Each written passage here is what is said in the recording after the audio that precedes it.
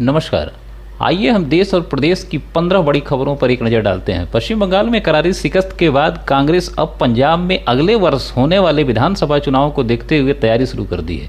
Congress high command ने इस बीच तैयारी के साथ पहला फोकस पंजाब कांग्रेस की अंतर कलह को 3 दिन में निपटाने की योजना बनाई है, जिसके तहत आज पहली बैठक करीब 25 विधायकों और मंत्रियों के साथ दिल्ली में 3 सदस्यीय कमेटी ने किया।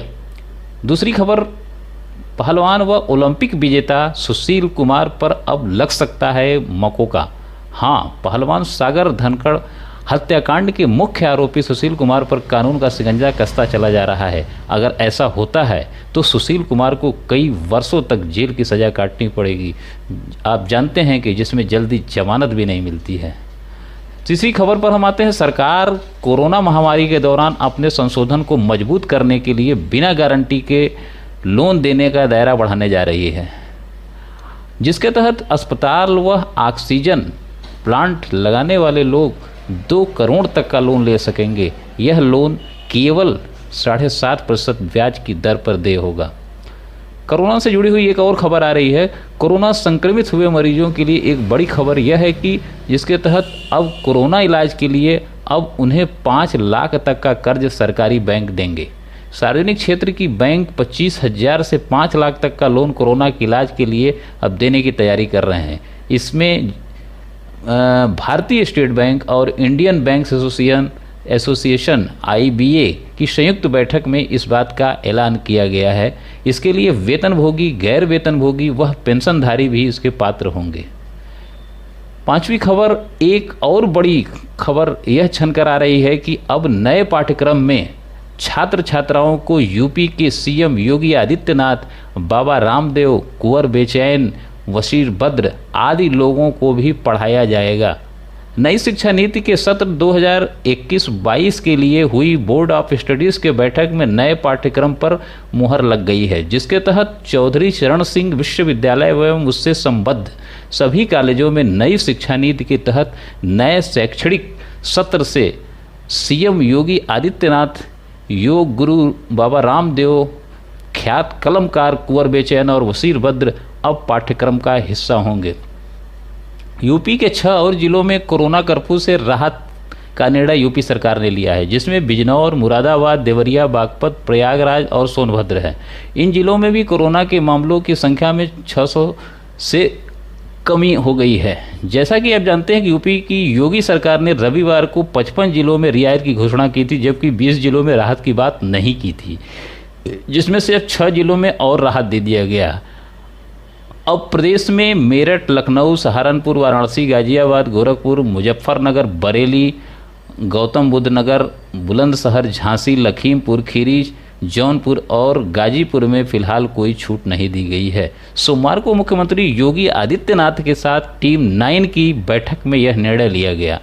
7वीं खबर पर हम आते हैं। अब आंध्र प्रदेशों से एक बड़ी खबर आ रही है। आंध्र प्रदेश से एक बड़ी खबर आ रही है, जहां प्रदेश सरकार के 2 चैनलों के खिलाफ कार्रवाई पर सुप्रीम कोर्ट ने रोक लगा दी है। देशद्रोह की धाराओं में केस दर्ज करने के बढ़ते चलन के बीच सुप्रीम कोर्ट ने सोमवार को अहम बात कही। सुप्रीम कोर्ट ने कहा कि देशद्रोह की सीमा तय करने का अब समय आ गया है। शीर्ष कोर्ट ने आंध्र सरकार को आदेश दिया है कि वह 2 तेलुगु चैनलों पर देशद्रोह को लेकर कोई दंडात्मक कार्रवाई न करे। अगले महीने की शुरुआत में आयकर विभाग करदाताओं के लिए एक नया ई-फाइलिंग वेब पोर्टल पेश करने की तैयारी कर रहा है, जिसका इस्तेमाल ITR दाखिल करने और अन्य कर संबंधी कार्यों के लिए किया जाएगा। मौजूदा वेब पोर्टल 1 जून से 6 जून तक बंद रहेगा। विभाग के सिस्टम विंग द्वारा जारी एक आदेश में कहा गया है कि पुराने पोर्टल से नए पोर्टल पर जाने का काम पूरा हो जाएगा और 7 जून से इसे चालू कर दिया जाएगा। ग्राहकों के लिए चेक पेमेंट से जुड़े नियम में कल यानी 1 जून से बड़ा बदलाव किया है। Bank of Baroda positive pay system की शुरुआत कर रहा है। पॉजिटिव पे सिस्टम के तहत चेक जारी करने वाले व्यक्ति को अपने बैंक को अपने चेक की जानकारी भी भेजनी होगी। इस सिस्टम से निश्चित रकम से ज़्यादा भुगतान करने वाले चेक को रिकन्फर्म करना होगा। बैंक ऑफ बड़ौदा ग्राहकों को पॉजिटिव पे सिस्टम के तहत चेक की जानकारी को तभी रिकन्फर्म करेगा जब वह 2 लाख रुपए या इससे ज़्यादा का बैंक चेक जारी करेगा। गूगल पर काम करने वालों के लिए यह एक बड़ी खबर है। गूगल ने photo gallery app Google photos की अनलिमिटेड स्टोरेज को ख़त्म कर दिया है। इसका ऐलान कंपनी ने पिछले साल नवंबर में ही कर दिया था। वह गूगल फ़ोटोज़ के साथ मिलने वाली अनलिमिटेड स्टोरेज को ख़त्म करने जा रही है। इसका मतलब यह है कि जो यूजर्स जीमेल अकाउंट के साथ मिलने वाली 15 GB स्टोरेज से अधिक स्टोरेज चाहते हैं, उन्हें अलग से स्टोरेज खरीदनी होगी। अभी तक यूजर्स हाई क्वालिटी में अनलिमिटेड फ़ोटोज़ अपलोड कर लेते थे।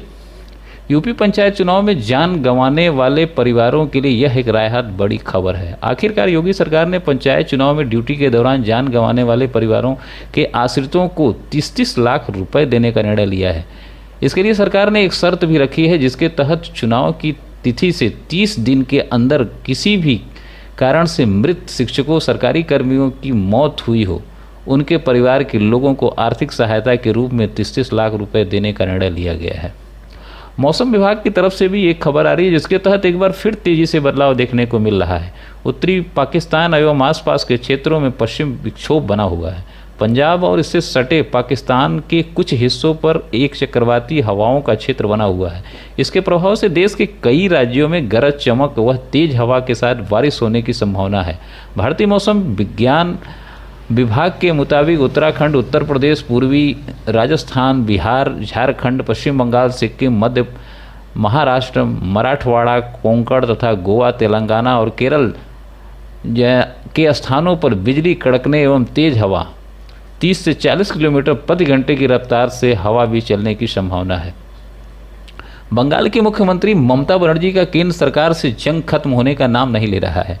अब ममता बनर्जी ने एक नया दांव खेलते हुए मुख्य सचिव अल्पन बंदोपाध्याय को रिटायर कर उन्हें अपना मुख्य सलाहकार नियुक्त कर दिया है। गौरतलब है कि पीएम मोदी के बंगाल दौरे के समय मीटिंग में ममता के साथ मुख्य सचिव बंदोपाध्याय भी अनुपस्थित थे, जिस पर केंद्र सरकार द्वारा पश्चिम बंगाल के मुख्य सचिव अल्पन बंदोपाध्याय के दिल्ली तबादले और उन्हें सोमवार को दिल्ली पहुंचने का आदेश दिया था। लेकिन मुख्यमंत्री ममता बनर्जी ने बड़ा दांव खेल दिया है। कोरोना संक्रमण की दर में लगातार कमी को देखते हुए प्रधानमंत्री के संसदीय क्षेत्र वाराणसी के जिलाधिकारी कौशल राज शर्मा ने नई गाइडलाइन जारी करते हुए कहा है कि अब 1 जून से दुकानें शाम 4 बजे तक खुली रहेंगी, जबकि अब तक केवल दोपहर 1 बजे तक दुकानें खुलने का समय था। वैसे शॉपिंग कॉम्प्लेक्स, मॉल, व्यावसायिक प्रतिष्ठान तथा धार्मिक आयोजनों पर अभी भी बंदी है। भगवान में आस्था रखने वालों के लिए एक बड़ी खबर आ रही है। कल से मां विंध्यवासिनी का दरबार खुल जाएगा। कोरोना संक्रमण के प्रसार को रोकने के लिए 17 अप्रैल से बंद अब मां विंध्यवासिनी मंदिर मंगलवार से खुल जाएगा। साथ ही विंध्य पर्वत पर विराजमान अष्टभुजा व काली खोह मंदिर भी खुल जाएगा। हालांकि इसके लिए समय तय कर दिया गया है। उत्तर प्रदेश के मिर्जापुर स्थित मां विंध्यवासिनी मंदिर मंगलवार 1 जून की सुबह 7 बजे से खुल जाएगा और श्रद्धालु शाम 7 बजे तक माता के दर्शन एवं पूजन कर सकेंगे। शासन की गाइडलाइन के अनुसार आम श्रद्धालुओं को दर्शन पूजन कराया जाएगा। अगर आपको हमारा यह वीडियो पसंद आया हो तो इसे सब्सक्राइब और लाइक व शेयर अवश्य करें। आप इस खबर को विस्तृत रूप से हमारे वेबसाइट 24timestoday.com पर भी पढ़ सकते हैं। धन्यवाद।